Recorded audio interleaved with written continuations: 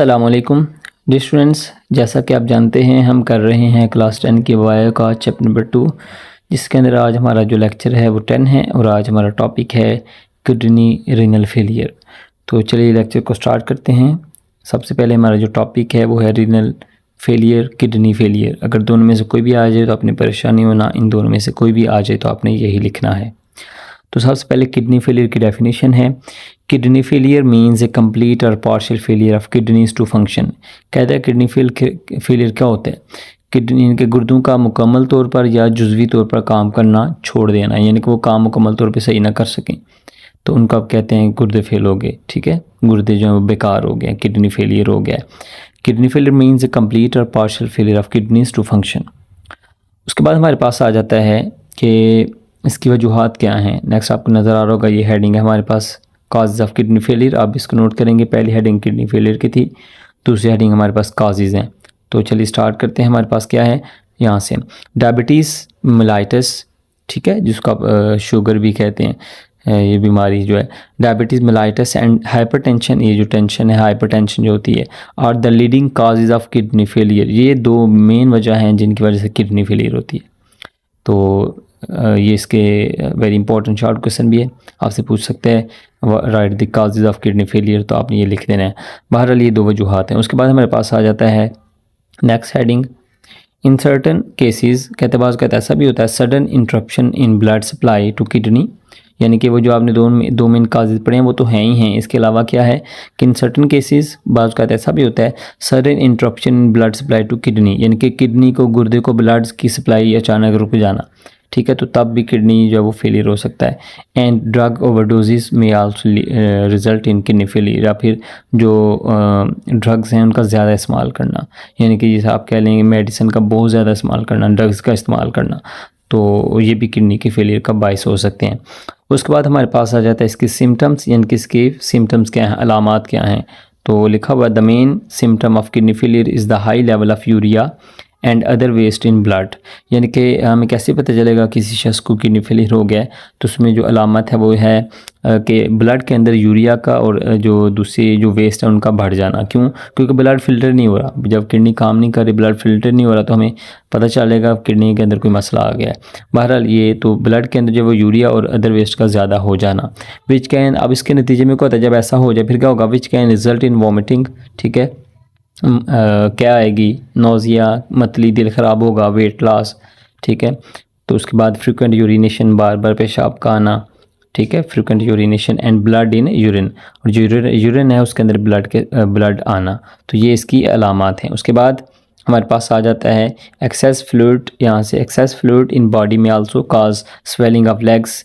अब देखें, जब बॉडी का जो एक्सेस फ्लूइड है वो बॉडी में मौजूद होगा तो उसकी वजह से क्या होगा, स्वेलिंग ऑफ लेग्स, जो टांगें हैं वो सूज जाएंगी, फीट, हाथ पाँव सूज जाएंगी, चेहरा सूज जाएगा, एंड शॉर्टनेस ऑफ ब्रीथ, और सांस लेने में भी दुश्वारी होगी।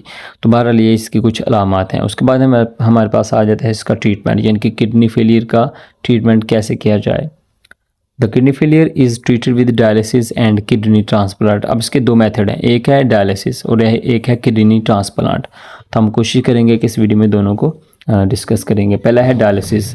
डायलिसिस क्या है? Dialysis means the cleaning of blood by artificial ways, यानी कि मसनूई तरीक़ों से ब्लड को साफ़ करना, ब्लड की सफाई करना, ये डायलिसिस कहलाता है। तो ये डेफिनेशन भी पूछी जा सकती है। अब इसके दो तरह के डायलिसिस होते हैं, तो हम इसको बारी बारी पढ़ेंगे। डायलिसिस दो तरह का होता है। पहला हमारे पास जो डायलिसिस है वो है पेरिटोनियल डायलिसिस। तो पेरिटोनियल डायलिसिस में क्या होता है, in this type of dialysis, ये ऐसा डायलिसिस होता है, dialysis fluid is pumped for a time into the peritoneal cavity which is the space around the gut. अब देखें, जो गट होती है हमारी, ठीक है, जो गट क्या है, जो आप जानते हैं ओरल कैविटी, उसके बाद एसोफेगस, सारा स्टमक, ये सारी गट ही है। तो इसके गिर्द एक कैविटी होती है, ठीक है, जिसको आप पेरिटोनियल कैविटी कहते हैं। अब कहते हैं वो जो कैविटी होती है, this cavity is lined by peritoneum, इस कैविटी के अंदर वाली साइड पे पेरिटोनियम की एक लेयर होती है जो कि क्या करती है, जिसके पास क्या होता है, पेरिटोनियल कंटेन्स ब्लड वेसल्स, इसके पास ब्लड की नालियाँ होती हैं, ब्लड इसके अंदर, इसके गिर्द, ये समझ लें कि इनके पास यहाँ से गुजरा होता है। अब होगा क्या, when we place dialysis fluid in peritoneal cavity, तो जब हम डायलिसिस फ्लूइड को पेरिटोनियल कैविटी में रखते हैं, जो डायलिसिस फ्लूइड क्या है, ऐसा फ्लूइड है जिसने सफाई करनी है, ब्लड की। तो क्या होगा, जब उसको हम पेरिटोनियल कैविटी के अंदर रखेंगे तो उसके बाद जो पेरिटोनियम उसके अंदर जो ब्लड वेसल्स हैं वहाँ से ब्लड जो है वो कह लें कि वहाँ से ब्लड के अंदर से जो वेस्ट मटेरियल है वो पेरिटोनियल डायलिसिस या जो डायलिसिस फ्लूइड उसमें आता जाएगा, जिससे ब्लड साफ़ हो जाएगा। यही वो बताएगा कि when we place dialysis fluid in peritoneal cavity, जब हम डायलिसिस फ्लूइड को पेरिटोनियल कैविटी में रखते हैं, waste material from the peritoneal blood vessel diffuse into the dialysis fluid. तो जो ब्लड वेसल के अंदर जो यानी कि जो ब्लड है उसके अंदर जो वेस्ट मटेरियल है वो क्या होता है, पेरिटोनियल ब्लड वेसल से डिफ्यूज़ होकर कहाँ पहुँच जाता है, डायलिसिस फ्लूइड में, यानी कि जो हमने बॉडी के अंदर खुद ऐड किया है डायलिसिस फ्लूइड उसके अंदर पहुँच जाता है। अब क्या होगा, which is then drained out. वो जो डायलिसिस फ्लूइड है उसके अंदर आप जो वेस्ट मटेरियल वो आ चुके हैं, हम वो डायलिसिस फ्लूइड को बाहर निकाल देंगे बॉडी से, तो इस वजह से ब्लड की जो है वो सफाई हो जाएगी। तो this type of dialysis can be performed at home, कहते हैं घर में भी किया जा सकता है, but must be done every day, लेकिन हमें ये डेली करना पड़ता है। तो अगर आप इसको डायग्रामेटिकली देखना चाहते हैं तो यहाँ पे अगले पेज पे डायग्राम भी है, आप इसको देख सकते हैं थोड़ा सा। तो यहाँ पे आपको नज़र आ रहा है कि ये हमारे पास डायलिसिस फ्लूइड है, ये बॉडी के अंदर एंटर किया गया है पेरिटोनियल कैविटी के अंदर। तो उसके बाद पेरिटोनियम जो है उसके अंदर चूँकि ब्लड वेसल्स होती हैं, तो वहाँ पे ब्लड के जो अंदर मटेरियल है वो यहाँ पर आ जाता है। जब ये आ जाता है फिर इसको दोबारा से बाहर निकाल दिया जाता है यहाँ से, तो बाहर निकल जाता है, तो ब्लड जो है वो साफ़ हो जाता है। बहरहाल उसके बाद हमारे पास दूसरा जो पोर्शन है वो है हीमोडायलिसिस। तो इसको भी देखिएगा, हीमोडायलिसिस क्या है। In hemodialysis patients blood is pumped through an apparatus called dialysis. अब कहते हैं जो हीमोडायलिसिस होता है उसमें क्या होता है, एक डायलिसिस एक अपरेटस है जिसको डायलिसिस कहते हैं, वो भी सफाई करने वाला अपरेटस है, वो लगाया जाता है पेशेंट के ब्लड के साथ, वो अटैच किया जाता है। अब होता क्या है, यानी कि ब्लड जो उसकी नालियाँ हैं खून की उसके साथ। The dialysis contains long tubes, कहते हैं जो डायलिसिस है वो क्या है, उसकी अपरेटस क्या है, यानी कि उसके अंदर कौन कौन सी चीज़ें हैं। तो उसके अंदर लॉन्ग ट्यूब्स होती हैं, the wall of which act as semi permeable membrane, और ऐसी ट्यूब्स होती हैं, ऐसी दीवारें होती हैं जो कि सेमी परमेबल में होती हैं। जैसे आपने पढ़ा होगा प्लाज्मा मेम्ब्रेन, सेमी परमेबल यानी कि कुछ चीज़ों को अपने अंदर आने देती है, कुछ को आने नहीं देती। तो ये भी उस तरह की एक दीवार होती है। Blood flows through the tubes while the dialysis fluid flows around the tubes. जो ब्लड है वो क्या करता है, वो ट्यूब्स के अंदर जा रहा होता है, यानी कि जो इसकी ट्यूब्स हैं, जब वो आपने उसको फिट कर डायलिसिस को फिट कर दिया है सर्कुलेटरी सिस्टम के साथ जो भी पेशेंट है उसके, तो डायलिसिस की जो ट्यूब्स हैं उनके अंदर ब्लड फ्लो कर रहा होता है, ठीक है। लेकिन जो ट्यूब्स होती हैं उनके गिर्द जो डायलिसिस फ्लूइड है वो फ्लो कर रहा होता है। अब होता क्या है, चूँकि वो सेमी परमेबल दीवार होती है, इस वजह से जो ब्लड होता है उसके अंदर जो वेस्ट है वो डायलिसिस फ्लूइड में आ जाता है, बिल्कुल उस तरह जिस तरह पहले आपने पढ़ा कि ब्लड से जो वेस्ट मटेरियल है वो डायलिसिस फ्लूइड में आ जाता है। अब यही वो बताएगा कि blood flows through the tubes while the dialysis fluid flows around the tubes, यानी कि जो ब्लड है वो ट्यूब्स के अंदर जा रहा है, उन ट्यूब्स के अंदर फ्लो कर रहा है, लेकिन जो डायलिसिस फ्लूइड है वो ट्यूब्स के इर्द गिर्द फ्लो कर रहा है। अब होगा क्या, यहाँ से extra water and waste move from the blood into the dialysis fluid. अब जो ब्लड है उसके अंदर जो भी एक्स्ट्रा वाटर है, जो भी वेस्ट मटेरियल है, वो ब्लड से कहाँ पे आ जाएगा, डायलिसिस फ्लूइड में। क्यों, क्योंकि जो जिसके अंदर ब्लड है वो दीवारें जो है वो सेमी परमेबल है, वहाँ से वेस्ट उधर जाएगा डायलिसिस फ्लूइड में, ठीक है, पहुँच गया।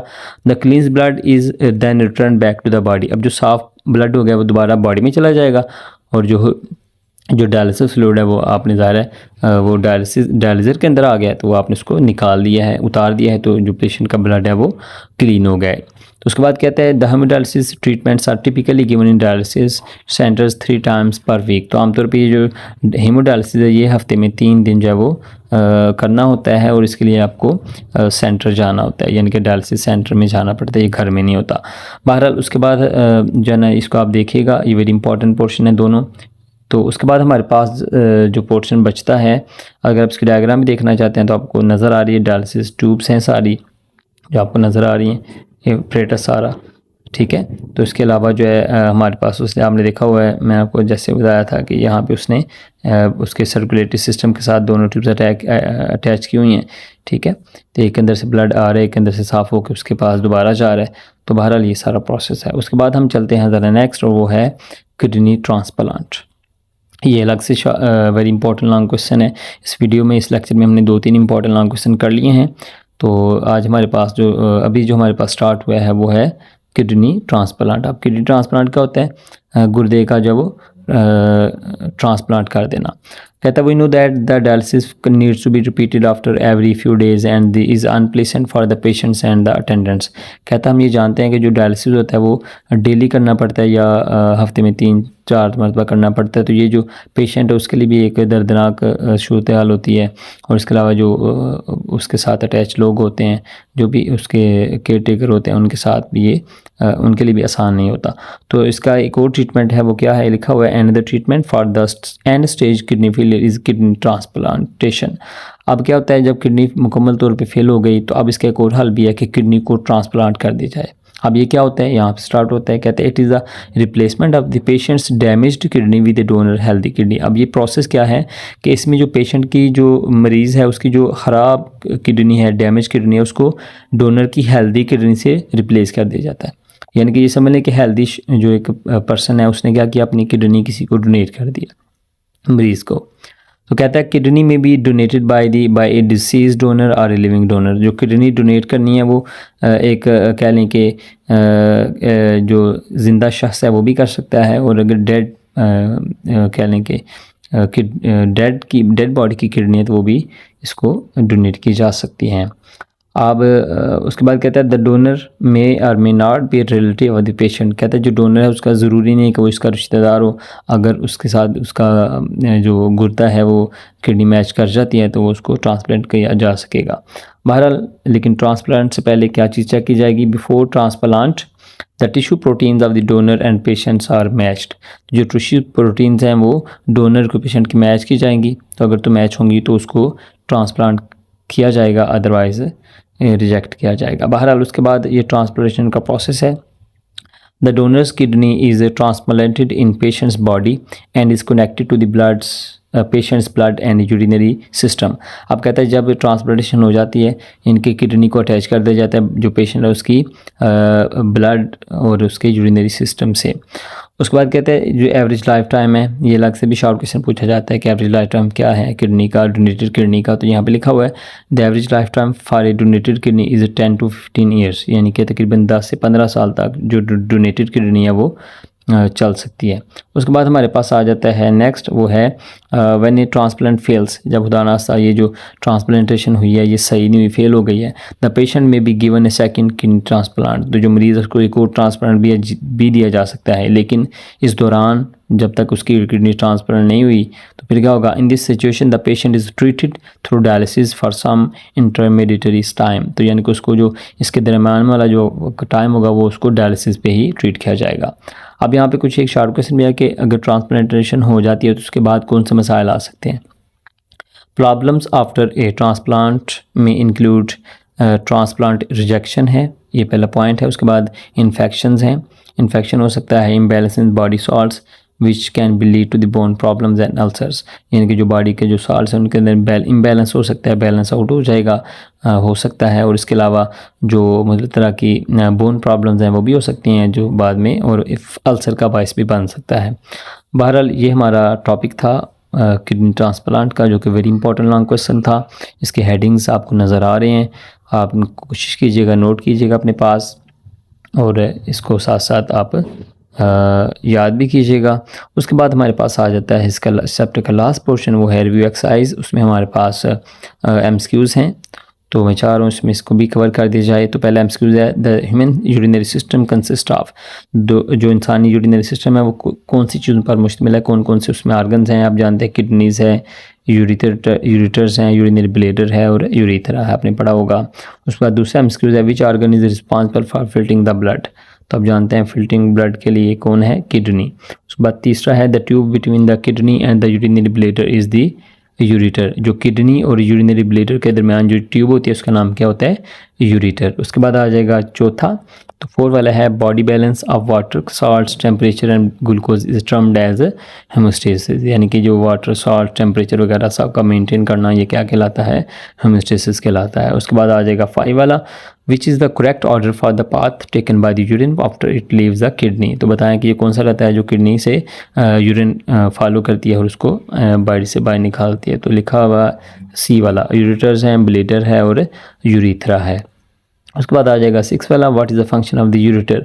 तो आप जानते हैं यूरिटर एक नाली है जो कि किडनी से यूरिन को यूरिनरी ब्लेडर तक लाती है। इस वजह से आंसर क्या होगा बी वाला, to carry urine from the kidney to the bladder. उसके बाद आ जाएगा 7 वाला, what waste products are excreted by kidneys. तो बताएं कि वो कौन से वेस्ट प्रोडक्ट हैं जो किडनी जो है वो एक्सक्रीट करती है। तो आप जानते हैं यूरिया है, वाटर है और साल्ट्स हैं, यानी कि ए वाला। उसके बाद आ जाएगा 8 वाला, the 2 main function of the sweat are to remove waste products and to cool the body. तो आप जानते हैं डी वाला। उसके बाद 9 वाला है, which would not be present in filtrate entering the बोमेंस capsule of nephron. तो हमारे पास आ जाएगा सी वाला, ब्लड सेल्स जो है वो नेफ्रॉन क्या नाम है बोमेंस कैप्सूल के अंदर एंटर नहीं होते क्योंकि ये इनका साइज़ बड़ा होता है। उसके बाद हमारे पास आ जाएगा 10 वाला, during peritoneal dialysis the waste material move from the peritoneum blood vessel to the dialysis fluid. तो ये हमारे पास सी वाला आ जाएगा। उसके बाद आप जानते हैं शॉर्ट क्वेश्चन है, what are the major organ involve in homeostasis in human body, state the role of each of this organs. 21 पे इसका आंसर है। उसके बाद ये डायग्राम लेबल कर सकते हैं आप, एंड भी लॉन्ग क्वेश्चन है। तो बहरहाल ये भी हमारा जो है वो पोर्शन कवर हो चुका है। तो बच्चों उम्मीद करता हूँ आप लोगों को इससे फ़ायदा हो रहा होगा, आप लोगों को लेक्चर समझ भी आ रहे होंगे कि आप अपने फ्रेंड्स के साथ भी शेयर करें ताकि मैक्सिमम जो लोग हैं वो उससे फ़ायदा उठा सकें। ठीक है बच्चों, बहुत शुक्रिया। अस्सलाम वालेकुम, अल्लाह हाफिज़।